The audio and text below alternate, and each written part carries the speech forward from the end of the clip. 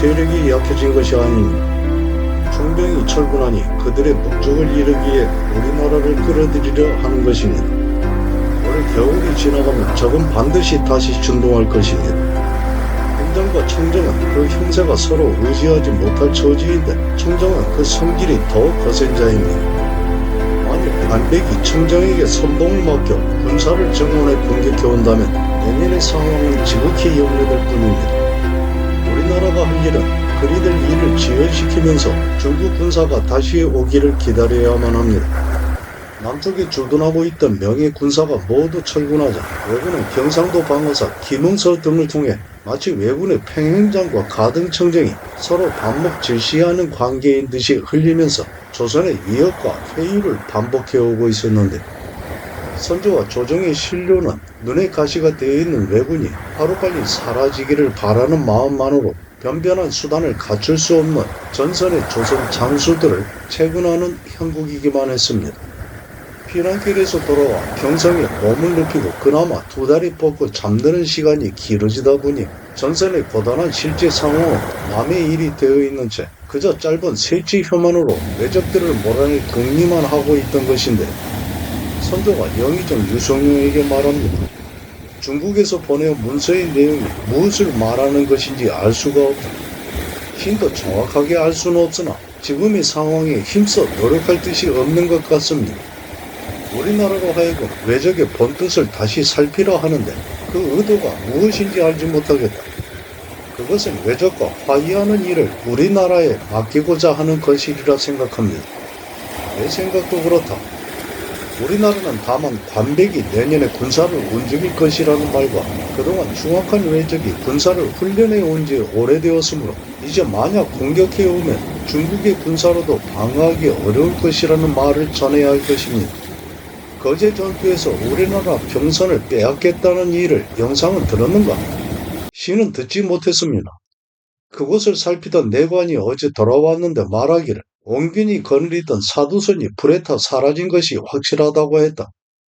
책임있는 장수는 마땅히 벌을 받아야만 합니다. 혹시 보고하지 않고 감춘 것은 큰 잘못이다. 수군으로 외적을 공격하기는 매우 어렵게 되어 있습니다. 이빈 휘하 군사가 겨우 300인데 마른 가시나무로 평지에 진을 설치했다고 한다. 김덕령의 군사도 겨우 300이라 하니 이 또한 지극히 한심할 뿐이다. 또 내관에게 들으니 곽주호가 이미 말하기를 만약 무태에 오르면 군사가 모두 전멸할 것이니 도원수의 명을 따를 수 없다고 했다 한다. 신들은 무태에 올라 공격한다는 계책이 반드시 패할 것이 염려되어 아뢰고자 했으나 수군과 합세할 것이라 들었기 때문에 아뢰지 않았습니다. 외적은 나라의 원수일 뿐만 아니라 모두의 원수인데 어찌 분격하여 멸살하고자 하는 뜻이 조금도 없는 것은 무엇 때문인가? 모두가 떨치고 나서면 일을 이룰 것인데 여러 장수들이 머뭇대며 허성하고 있기 때문입니다. 장문포 전투가 벌어지던 와중에 사도순이 외적의 공격으로 불에 타 소실된 것에 대해 이순신은 1594년 10월 1일에 적은 진중일기에서 다음과 같이 기록하고 있습니다. 아침에 함대를 나아가게 해 다시 장문포에 다가섰다. 경상 우수사와 전라 우수사로 하여금 장문포 앞바다를 경계하게 하고 나는 여러 장수와 함께 곧바로 영등포를 공격했지만 흉족들은 해안에 배를 정박해놓고 무태에 올라가 전혀 응전하지 않았다. 몇 차례 걸쳐 유인하기 위한 공격을 가했으나 교전을 이루지 못하고 저녁이 되어 장문포 앞바다로 돌아왔다. 사도 2호선이 정박하려 할 때 매북해 있던 외적이 첫 후선이 달려들어 불을 놓으니 거센 불길에 배에 탄 군사들은 모두 전사하고 말았다. 분통한 마음이 치솟고 매우 비통했다. 전라 우수사와 경상 우수사 군관들은 가벼이 질책했지만 사도 군관은 그 죄가 무거워 엄중하게 처분했다. 늦은 밤이 되어 칠천량에 돌아와 밤을 보냈다. 만일 이순신이 사도선이 소실된 사실을 감추고자 했다면 굳이 자신의 일기에 그 일을 적시하여 자세하게 기록하지도 않았을 것입니다. 유성룡이 아뢰입니다. 대체로 김응서와 고원백은 서로 협조하지 못하고 박진과 김덕령 또한 협의가 이루어지지 않는다고 합니다. 전장을 지키는 장수들이 매우 잘못되어 있다. 이전에 그들이 말하기를 앞으로는 서로 원만하게 합의를 이루어 가겠다고 했는데 이제와 또 그리한다면 나를 속인 죄를 면하지 못하게 될 것이다. 지금과 같은 때에는 서로가 원수였다 하더라도 모든 것을 털어버리고 화목해야 할 것인데 그와 같다면 지극한 잘못이다. 김응서를 경상 우수사로 옮기는 것이 어떻겠습니까? 만약 두 장수가 서로 친화하기 어렵다면 말한 대로 하는 것도 괜찮겠지만 전라 병사로 삼는 것은 어떻겠는가? 당시 김응서는 경상도 방어사, 고은병은 경상도 병마절도사였는데 방어의 군사도 부족한 상태에서 직책이 난립으로 군령이 통합되기 어려운 상황이었습니다. 경상 우수사는 옹균인데 영의정 유성룡이 박힌 돌이 되어 거추장스러운 옹균을 뽑아내고자 했던 것일까요? 이어 아래입니다. 이제 만약 수군의 세력을 키워 외적의 뒤를 압박하면 적의 기세는 자연히 소진될 것인데 육지의 장수들이 수군 대하기를 남과 같이 하니 수군의 형세가 매우 쇠약해져 군주림과 추위에 떨다 질병에 걸려 사망하였기 때문에 수군의 군세는 거의 다 사라진 상태가 되어 있습니다. 그러하니 어사에게 명하시어 육지의 군사를 뽑아들이게 해야 합니다. 김응서를 원균과 서로 바꿀까 아니면 박진과 서로 바꿀까? 판부사 최응원이 아릅니다. 적과 맞서 있는 장소를 바꾸는 것은 옳지 않습니다. 부득이한 경우가 아니라면 직을 보존하게 하는 것이 옳을 일입니다. 유성룡이 다시 아릅니다. 만약 수군으로 하여 적들의 보급로를 끊게 하면 외적은 반드시 놀라 두려워하게 될 것입니다. 이순신이 이를 소홀하게 대하는 것이 아닌가? 만약 이순신이 아니었다면 여기에 이르지도 못했을 것입니다. 수륙이 여러 장수 중에 이순신이 가장 뛰어납니다. 이쪽 판서 김응남이 아릅니다. 서로 대치해온 지 이미 오래되었기 때문에 그 세력도 자연히 쇠잔해 가게 되는 것입니다. 우리나라 병사로는 외적이 한 부대도 공격할 수 없다. 신의 어리석은 마음으로는 언제나 공격하고자 하는 마음뿐이라고 생각합니다. 그렇지 않다. 병사의 기세가 다르다. 외적은 수년에 걸친 훈련을 해왔지만 우리의 병사들은 모두 가르치지 못한 군졸들이니 백성이라 부를 수는 있어도 군사라고는 할 수 없다. 호조판서 김수가 아랍니다. 옹균과 이순신 간의 다툼이 심히 우려됩니다. 옹균에게 그 허물이 없는 것은 아니지만 심한 상황에 이를 만큼의 일이 아니었는데도 지금과 같은 상태에 이르렀으니 매우 잘못된 일입니다. 어떤 일로 인해 그와 같이 되었는가? 옹균이 10여 세 된 첩의 아들을 궁궁이 있다고 하여 상을 받게 했기 때문에 이순신이 이를 매우 잘못된 일로 여겼다는 것입니다. 내가 듣기는 고은백과 김응선의 위계로 인해 다툼이 있다고 하는데 옹균과 이순신은 어떤 일로 서로 다투는 것인가? 이조판서 김응남이 아랍니다. 대부분은 궁궁을 다툼으로 해서 그와 같이 되었다고 합니다. 처음에 수군이 승리했을 때 옹균은 스스로 공이 많다고 생각했는데 그 당시 이순신은 공격하고자 하지 않았음에 선거위가 강하게 주장했던 것입니다. 이순신의 공이 크지 않음에도 조정에서 이순신을 옹균의 윗자리를 수여해 그로 인해 옹균이 불쾌한 마음을 갖게 되어 서로 협조하지 않게 되었다고 합니다. 임진왜란이 발발하기 1년여 전인 1591년 2월 4일 사관원에서 아릅니다. 전라 좌수사의 직을 내리신 옹균은 전에 수령으로 있을 때의 직책 수행 점수가 최하위였는데도 겨우 반년이 지나지 않아 관직을 뛰어넘어 다시 좌수사에 오르게 하시니 잘못된 관리는 내쫓고 인재를 골라 쓴다는 뜻에 어긋나기에 세상의 인심이 옳지 않게 여기고 있습니다. 하오니 다시 바꿀 것을 명하시고 나이 젊고 무략이 있는 인재를 골라 보내소서. 옹균은 이순신에 앞서 전라 좌수사에 제수되기도 했는데요. 그러나 이전에 지방수령직을 수행함에 있어서의 평판과 고가 점수가 낮아 사관원에서 제동을 거니 선조는 어쩔 수 없이 옹균을 바꾸고 그 이후 이순신을 전라 좌수사에 임명합니다. 이순신보다 5살이 많은 옹균은 관직에도 일찍 올랐고 이순신이 거쳐온 조삼만호 직책을 훨씬 앞서 수행하기도 했는데요. 그 때문이었을까요? 선조가 피난길에 나서 의주에 이를 때까지 호정한 서인, 윤두수, 윤군수와 일가 친척이기도 해 조정에 줄을 대고 있는 옹균으로서는 모든 일에 있어 이순신에게 우호적이지 않았습니다. 술을 좋아하고 술에 취하면 주사가 거칠기도 했던 옹균인데요. 서인인 형제 윤두수와 윤군수는 통일해서 남인으로 갈린 유성룡과는 정치적인 대척점에 있던 관계였습니다. 붕당 정치 속에서 임금은 언제나 한쪽이 일방적으로 강해지는 것을 원치 않아 적절하게 문제를 일으켜 어느 한파의 숙청을 통해 세력을 견제해가며 왕권을 유지하기 위한 분산 정치를 기조로 삼았는데요. 때문에 국론은 언제나 갈릴 수밖에 없었으며 그로 인해 임진왜란 중의 조선은 더욱 어려운 길을 가야만 했습니다. 전라 좌수사에서 밀려난 원균은 그 후 임진왜란이 일어나기 3개월 전인 1592년 1월에 경상우수사가 됩니다. 외적이 부산에 상륙하자 경상 좌수사 박홍과 경상우수사 원균은 외적이 군세에 놀라 겁을 집어먹고 대적할 엄두조차 내지 못했는데요. 누가 먼저라 할 것 없이 외적을 피해 도망하면서 군용과 군량, 함선 등을 스스로 불태우고 물속에 침몰시켰으며 수하의 군사들을 모두 해산시키고 항전할 의지 또한 더불어 수장해버리고 맙니다.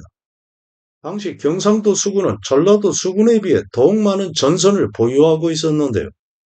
원균은 자신 휘하의 1만여 명 수군을 흩어지게 하고 단 한 척의 배에 몸을 싣고 은밀한 곳을 찾아 피신해 다니다 부하장수인 어포마너 이운령이 나라의 중책을 맡은 수령은 의당 자신이 책임지고 있는 영내에서 죽어야 한다.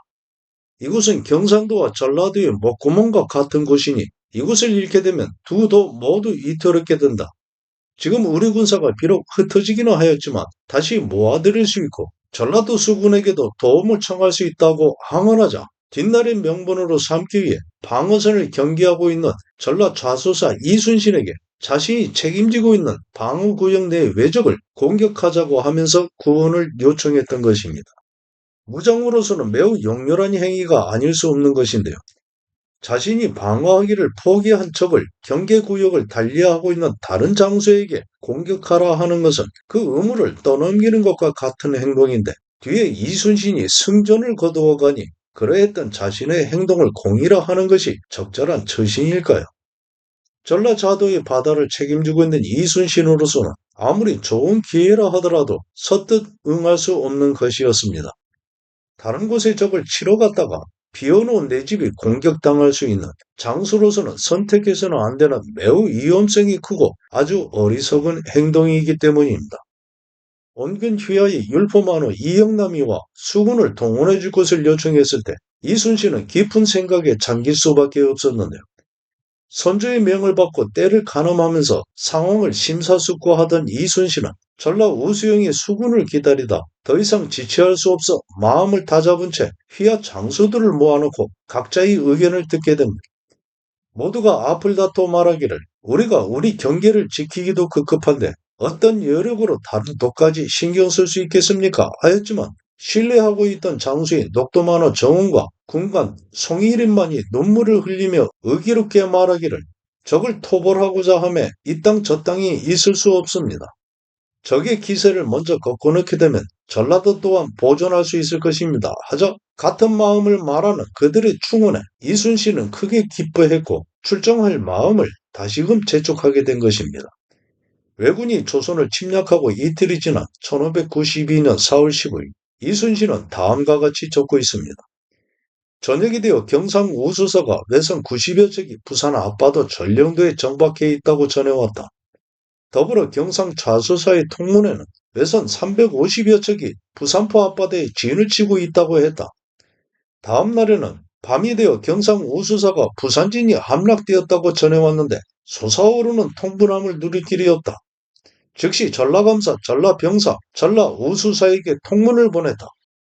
1592년 4월 17일 경상우병사가 부산을 함락한 외적에 물러가지 않고 그대로 머물러 있다고 전해왔다. 복귀 명령에 따라 수군들이 연이어 군용으로 들어왔다. 전란이 발생했음을 알고 내린 이순신의 동원령에 따라 전라 좌수영의 수군들이 집결하고 있던 것인데요. 이날이 되어서야 서울에도 급변에 대한 보고가 도착해 외적의 침입은 없으리라 단정했던 선조와 조정은 혼란에 빠져들게 됩니다. 4월 18일 순찰사가 공문을 보내와 발포 공간을 파직했으니 가장을 뽑아 보내라고 하여 군간 나대용을 즉시 보냈다.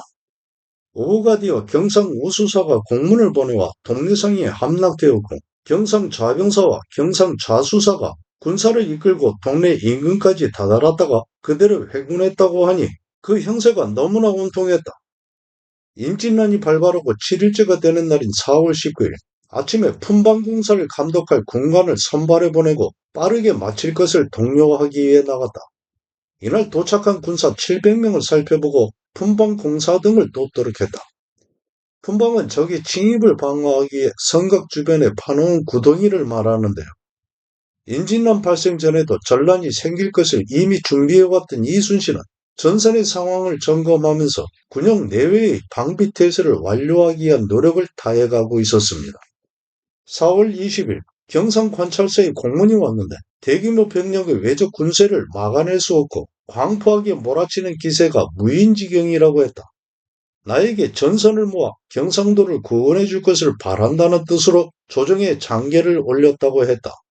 군사의 출정은 온건의 청만으로 마음대로 움직일 수 있는 것이 아니었습니다.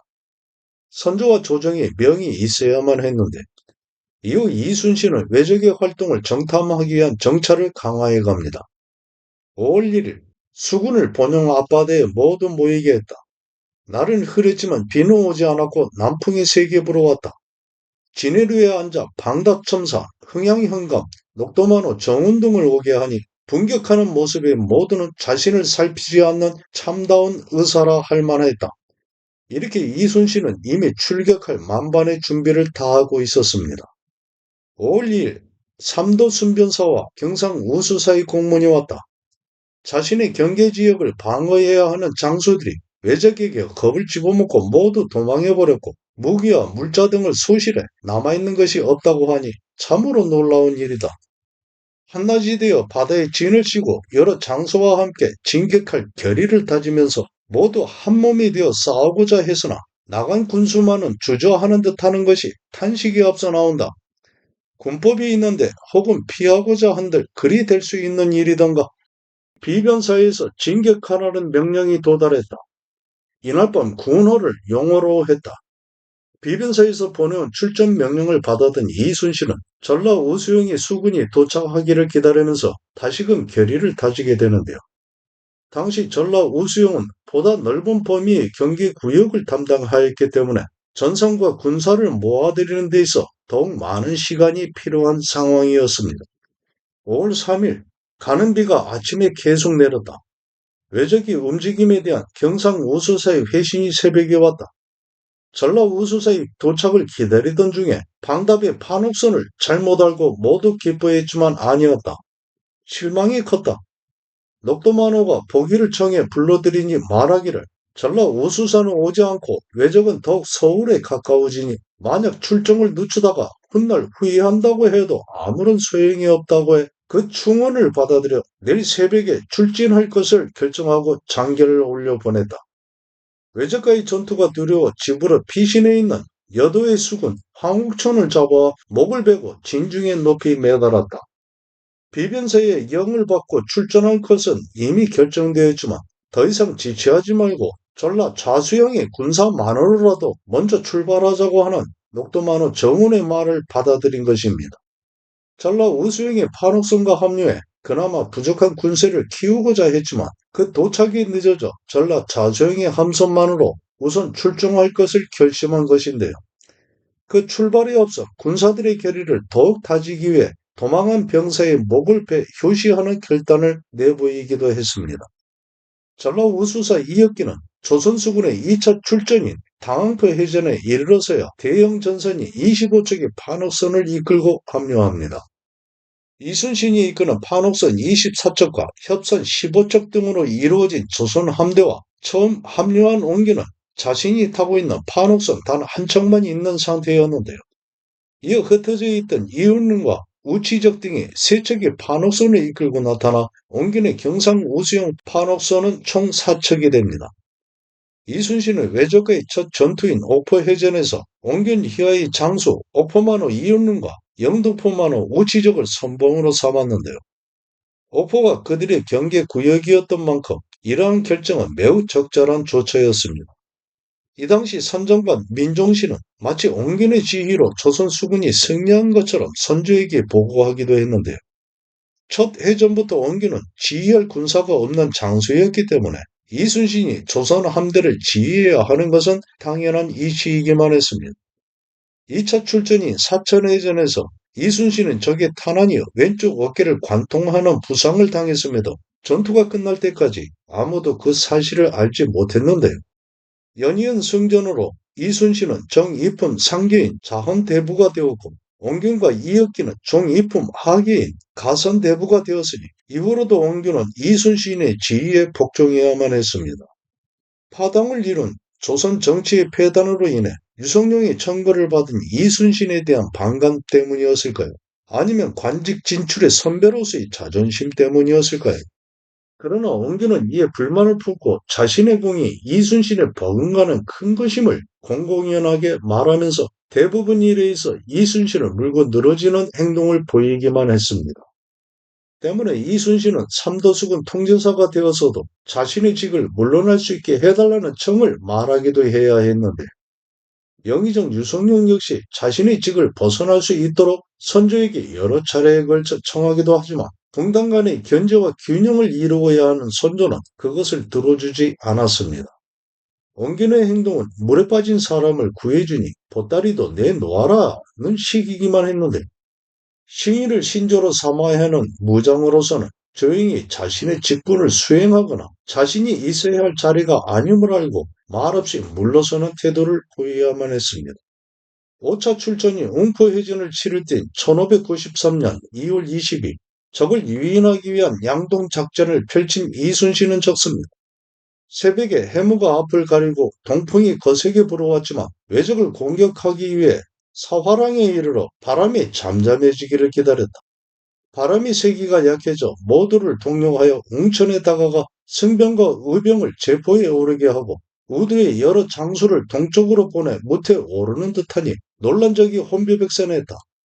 그 틈을 이용해 모든 함선을 나가게 하며 공격하니 기세 꺾인 적을 대부분 경멸을 했는데 발포 2호선과 가리포 2호선이 명하지 않았음에도 진격하다가 얕은 물에 배가 올라앉아 적에게 공격당한 것이 참으로 안타깝고 온통하다. 그 뒤 적에게 포위된 진도 지휘선을 우후가 곧바로 나아가 구했다. 그 상황을 눈으로 본 경상 장수들이 끝내 모른 척했으니 그 분통함은 이루 말할 수 없다. 정말로 분이 솟고 솟는 일이었다. 그 사실을 경상 우수사에게 말했지만 아무 일 아닌 듯이 하니 참으로 개탄할 일이다. 오늘 이런 일을 겪었으니 그 답답함을 무슨 말로 다할 것인가?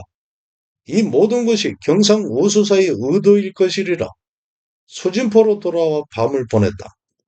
아군의 배가 위급 상황에 빠졌음에도 원균휘하의 장수들은 무시하고 돌아보지 않은 것인데 이순신은 그러한 행동이 경상 우수영의 수장인 원균의 지시에 의한 것이라고 생각한 것입니다. 바다를 자유롭게 항해해야 할 이순신이 깊은 수렁에 빠져드는 형국이 되어가는 것인데요.